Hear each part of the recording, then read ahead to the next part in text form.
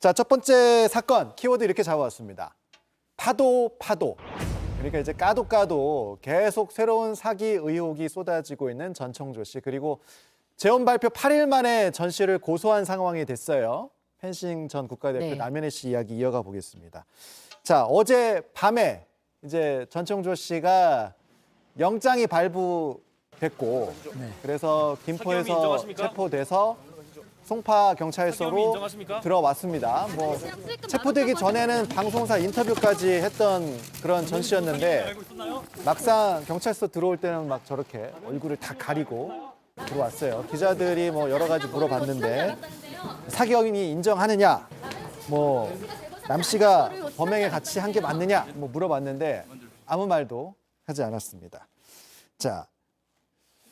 이대용 사님, 그러면 지금 전 씨는 경찰서 그 유치장에 있으면서 조사를 받고 있는 그런 상황인 거죠, 지금? 예, 그렇습니다. 지금 전 씨는 서울 송파경찰서에서 어제 오후 3시 52분경에 네. 경기도 김포시 그 친척집에서 예. 체포영장에 의해서 체포가 돼가지고 예. 송파경찰서로 압송이 된 상태입니다. 예. 그리고 그동안 그 고소, 고발, 진정건으로 접수된 전 씨 사건에 대해서 지금 조사를 진행하고 있습니다. 그게 이제 송파 경찰서로 이제 병합이 돼서 수사가 되고 있죠. 그렇습니다. 예. 그 사건 중에는 뭐 김민석 의원이 그 고발한 의혹 예. 사건과 예. 그다음 8월 말에 옛개발로 2천만 원을 그 사기당했다 그 사건 이런 것들을 전체 병합해가지고 수사를 하고 있습니다. 지금 이제 체포 상황이니까 경찰이 구속영장 신청도 검토를 하겠죠? 예, 아무래도 그 전 씨는 예. 그 동종 전과로 지금 2년 3개월이라는 예. 징역을 살고 나왔지 않습니까? 예. 그러고 지금 3년이 지나지 않았기 때문에 누범 예. 기간에 해당합니다. 그렇기 때문에 동종 전과가 있고 현재 조사된 내용으로 봐서 아마 구속영장을 신청할 것으로 보입니다. 알겠습니다.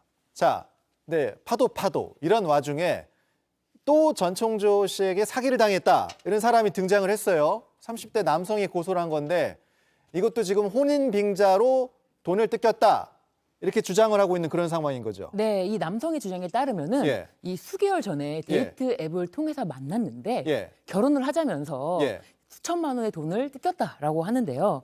아, 이 프로필 앱 사진이 여성으로 머리가 긴 모습이었기 때문에 여성으로 알고 교제를 했다. 그리고 불과 얼마 전 최근까지도 연락이 됐는데 전청조가 이제 일단 이 의혹들이 막 보도가 되니까 아, 내가 피해자구나라는 생각이 들어서 뒤늦게 이제 고소장을 접수했다고 합니다. 지금 나오는 사진은 이제 과거에 전청조 씨가 이제 여자라고 이제 프로필 올렸던 그런 모습인데 지금 이 30대 남성의 주장에 따르면 머리가 길었다. 네. 그래서 여성인 줄 알고 그렇게 접근을 해왔고 돈을 수천만 원을 내가 뜯겼다 이렇게 주장을 하고 있는 상황인데 언제부터 알게 됐다는 거예요?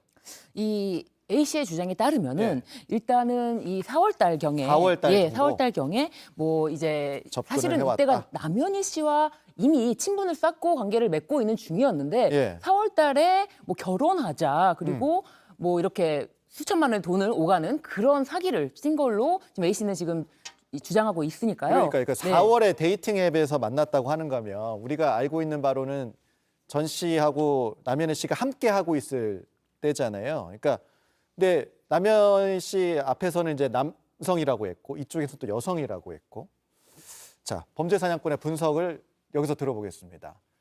계속 어떤 부분을 계속 사기 행각을 벌이는 것 전형적인 어떤 특징입니까?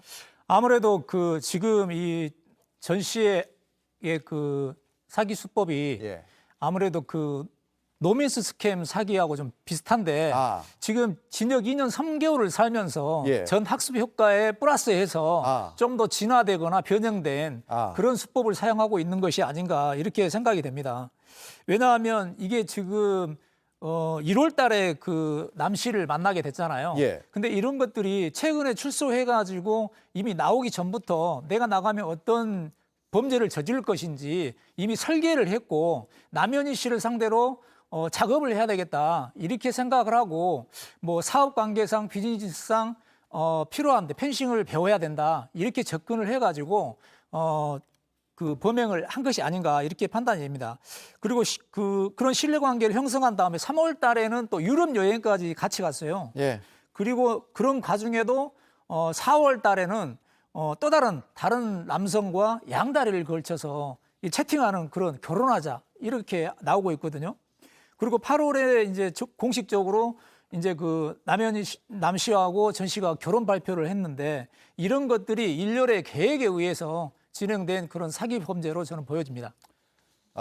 결혼 발표가 있기까지 계속해서 어떤 부분으로는 또 다른 부분으로는 또 사기를 계획하고 있었을 정황이 지금 주장이 나온 상황이고. 네, 왜냐하면 한편으로는 전청조 씨는 계속 돈이 필요한 상황이잖아요. 그러니까 사실은 이렇게 금액적으로 굉장히 다층적인 사기 행각을 벌이는 것 같습니다. 그러니까 자신이 기존에 했던 수법, 앞서 판결문에서 밝혀진 그 데이팅 앱을 통해서 결혼하자고 접근해서 돈을 뜯어내는 그 수법은 자기가 이미 학습된 수법이잖아요. 그거를 통해서 좀 작은 금액, 뭐 수천만, 작은 금액은 아닙니다만 이제 전청조 씨가 사기 행각 벌이는 사기 행각에 비추어서는 수천만 원에 이르는 돈을 뜯어내고 또 이 돈을 어떻게 보면 종잣돈으로 삼아서 또 더 다른 큰 사기 행각을 벌이는 게 아닌가 싶습니다. 자, 그리고 이제 이런 와중에 또 이런 보도도 나왔어요. 그러니까 전 씨가 남현희 씨가 운영하는 펜싱 학원이 있었잖아요. 이 펜싱 학원에서 오은영 박사를 거론하고 또 이부진 사장까지 거론하면서 사기 행각을 폈다. 지금 이런 주장도 나오고 있는 상황이에요. 네, 맞습니다. 이 전청조 씨와 남현희 씨의 측근이 밝힌 바에 따르면요. 이 펜싱 아카데미 학부모와 이 코치들을 상대로 이 구체적인 범행에 대한 수법이 있다라고 인터뷰를 했는데요. 예. 이게 1인당 3억 원에 해당하는 아이비리그 진학 대비 교육 프로그램이다. 이렇게 하면서 이 펜싱 학원 학부모를 대상으로 자신이 실체가 없지만 그 매널이라는 회사의 대표다라고 하면서 이 회사를 통해서 아이비리그 진학이 가능한 뭐 펜싱이라든지 뭐 아이스하키라든지 승마 이런 거를 통해서 진학을 시켜주겠다. 그리고 이것은 재벌가들만을 상대로 하는 비밀 프로그램이다라고 하면서 여기서 이제 오은영 박사를 거론하면서 멘탈 코칭을 해주겠다. 오은영 박사가 붙어서 멘탈 코치를 해준다. 네, 그렇습니다. 그리고 한 달에 1인당 3억 원이다. 예. 그리고 나아가서 지금 말씀하신 것처럼 그 이부진 사장도 거론을 했는데요. 예. 자신이 만나서 굉장히 구체적인 어떤 조언을 받았다라고 예. 하면서 친분을 과시한다고 했습니다. 오은영 박사, 이부진 호텔신라 사장까지 거론하면서 이제 학부모들에게 접근했던 이제 정황 그런 주장까지 나온 건데 다시 범죄사냥꾼의 분석 가겠습니다. 이렇게 너무너무 유명한 사람들을 파는 게 또 어찌 보면 그 사기 행각을 저지르는 사람들의 패턴입니까? 아무래도 이게 네임밸류, 즉 예. 이름값 때문에 예. 이 사람들은 이미 유명인이고 재력가고 이런 사람들은 다 신뢰성이 이미 확보돼 있지 않습니까? 예. 그런데 그 사람들과의 관계를 내가 재벌 3세라고 내세우고 거기에 걸맞는 베팅을 했지 않습니까? 예. 3억이 넘는 뭐 차량과 또 1억이 넘는 그런 빚을 갚아줬다 그러면 재벌 3세에 버금가는 그런 행위를 했기 때문에 그런 걸 가지고 쉽게 접근을 해가지고 또 다른 자기가 설계한 사기 수법을 범행에 이용한 것이 아닌가 이렇게 판단이 되고요. 또 아니 근데 너무 이렇게 유명한 사람 얘기하면 네. 오히려 좀 의심받지 않을까요? 그게 아닙니까?